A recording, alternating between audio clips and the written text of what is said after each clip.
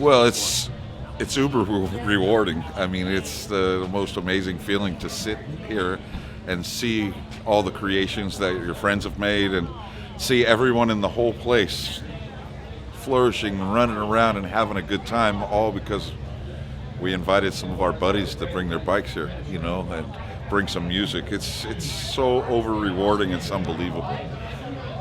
It's what keeps me going. A lot of these guys in these stalls are my friends.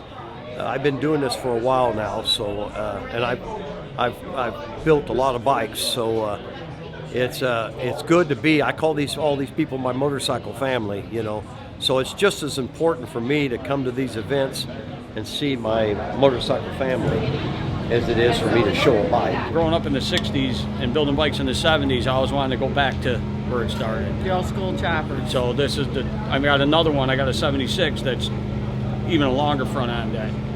I like to keep the old, the old 60s and 70s going. Like right now I'm building a Frisco club bike that all the clubs had back in the 60s. When you see each one of these, like what are you looking for? What strikes you when you see one? Well, what strikes me is the individual that made it and what they came up with from a pile of junk in their garage or in their shop. The idea of all this is for people to be able to have a good time without competition between the builders, because we're all different and all do our own thing. But most of the shows around are like, oh yeah, this guy's the best. He gets this $10,000 or he gets this. Well, all my guys and all the people that come in here, they do it only for the fun of it.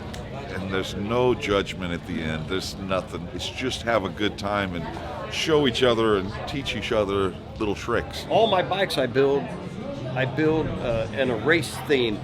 So my bikes aren't choppers like this. They're more of a race-looking bike.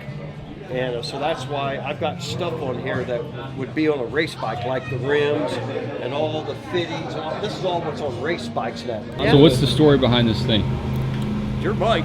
Oh, it's a 64 Sportster chopper.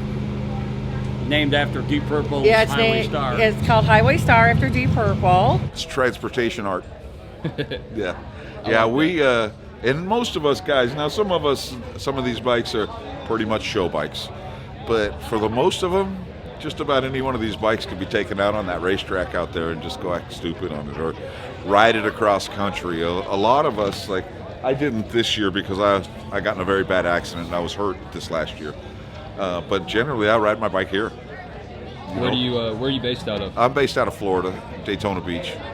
But some of these guys ride from all over the country just to bring their stuff here and have a good time for the weekend and just show the people that this is the real way. This is not a bike show. Should not be a bunch of bikes lined up next to each other. It should be, you should be able to focus on each bike and walk around each bike and learn what you want to learn from it, or see where the guy's heart was when he was making it. And, most of the guys here make every single individual little tiny part.